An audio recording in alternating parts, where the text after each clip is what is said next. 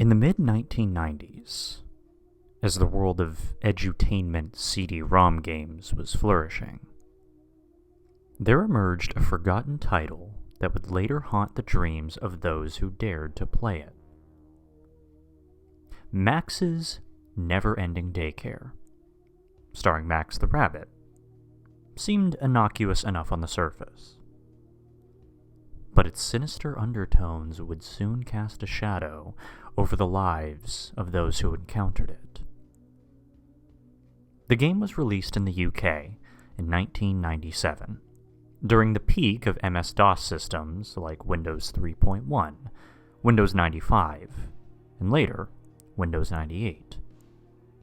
The game's aesthetic mirrored that of other edutainment titles of the time, drawing inspiration from the likes of Sonic's Schoolhouse, which had come out the year before, but it carried an unsettling atmosphere that set it apart from other educational games of an era. Unlike the comical horror parody Baldi's Basics in Education and Learning, released decades later, Max's Never-Ending Daycare was a chilling anomaly that flew under the radar. And despite its release, the game failed to garner much attention. It languished in obscurity until, by a stroke of fate, a man named Trevor stumbled upon a discarded copy buried amidst crates labeled "For Destruction" in a dingy warehouse in Birmingham. Intrigued by the obscure find, Trevor took the game home and installed it on his old Windows 95 PC. And the game's icon, a simple yet eerie depiction of a house with red, yellow, and cyan colors, soon appeared on Trevor's desktop. With a click, Trevor was transported back to the 90s, to a time of innocence and excitement. The main menu appeared, with Comic Sans text offering options like Play Game, Load Game, Options, and Leave Game. The background featured a crude 3D rendered house, followed by the title, Max's Never-Ending Daycare, and the cheerful MIDI soundtrack, provided by the likes of Sound Blaster 16 and Microsoft Wavetable Synth. It served as an eerie contrast for its intention. As Trevor clicked Play Game, he was thrust into a Doom-esque outdoor setting, complete with pine trees, a stone path leading to the daycare, and a feeling of nostalgia. Upon entering the daycare, he was met by Max, whose sprite was a 3D rendered anthropomorphic green rabbit with purple eyes, a yellow shirt, and black pants. Max, with a peculiar British accent, says, "Why, hello there. It's great to see you at my daycare. Come on. There are plenty of enjoyable activities to do here." And intrigued, Trevor engaged in various in-game tasks, solving puzzles, coloring, arts and crafts, even interacting with peculiar characters like Tammy, the yellow cat, and Boris, the blue nerdy turtle. All sprites were 3D renders of themselves. However, the game took a dark turn when Trevor encountered a door labeled "Stay Away" in bold, red Comic Sans. Compelled by curiosity, Trevor entered the door and was transported to a different game. His player was in a dark room of what looked to be a huge basement or loft, with empty boxes and other sorts. And the textures were highly detailed, dull and realistic, extremely different from the colorful, bright, and cartoony textures of the daycare. The lighting here in the game had a dark and dim setting, reminiscent of I'm Scared, a Pixelated Nightmare. And eerie ambient noises replaced the cheery soundtrack, adding to the growing unease. As Trevor explored further, he encountered a door marked with an I and an X over its pupil.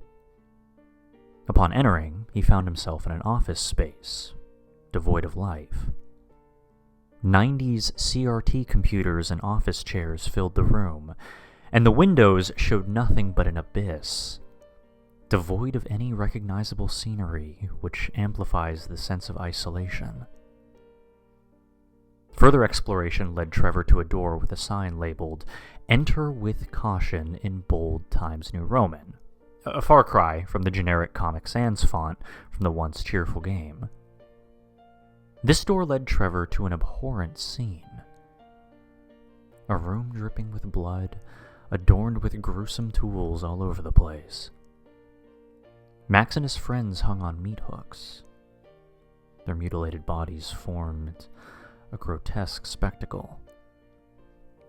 Polaroid photos of dismembered corpses littered the walls, and a radio played a distorted version of the game's once cheerful theme tune, creating an eerie dissonance. And as the music ended, a cacophony of distorted screams, ripping sounds, fire crackling, whispers, and a maniacal laughter filled the room. The game glitched uncontrollably, and a sprite of a corrupted black-red figure began pursuing Trevor's player. Trevor desperately tried to escape room after room, each more grotesque and disturbing than the last, as the entity drew closer.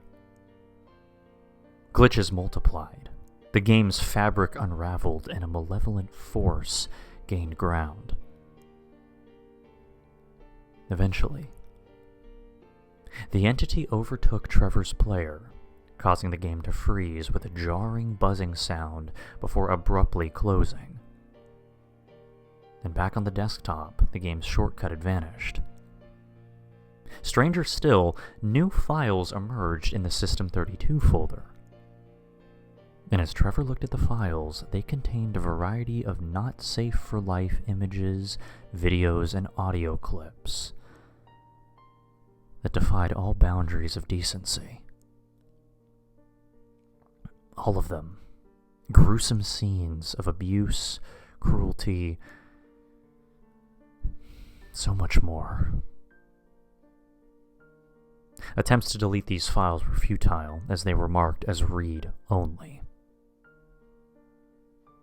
Trevor attempted to restart his computer, only to be met with a ghastly transformation. The desktop background turned into a fleshy red texture, with the icons being replaced with gruesome imagery, and the once gray and white interface, such as the taskbar, turned a sickly red color. The computer's performance became painfully slow, so Trevor still had the opportunity to find the game and get rid of it. He even tried looking for it on the start menu, but to no avail. Then he tried looking for it anywhere on the drive, but nowhere to be found. The computer's slowness and lagging began to get more severe after each unsuccessful search. Eventually, it got so bad that the computer crashed with a buzzing sound in the form of a loud, blood-curdling scream. And as the noise continued, it immediately showed the infamous blue screen of death. However, instead of the usual blue color, it was now a disgustingly blood-red texture, which made it a lot worse. Trevor's computer then shut off with a snap, and smoke was emitting from the computer tower. He checked to see that the hard drive and every computer component had turned into ashes. And fearing for his sanity, Trevor reported the supposed CD-ROM to the authorities, providing them with evidence of his disturbing gameplay experience. The game was locked away in a vault, never to be touched again. Each night, Trevor was haunted by nightmares of the grotesque scenes he had witnessed. And to this day, Max's never-ending daycare remains an enigma, a disturbing tale of a lost media piece among the edutainment and gaming communities. The creator of the game remains unknown. lost to the shadows of time. The game itself, a haunting testament to the dark side of the 90s edutainment era, faded into legend. The CD-ROM was never heard from again. A reminder that not all childhood memories are happy ones, and that sometimes the digital world can bring horrors beyond imagination.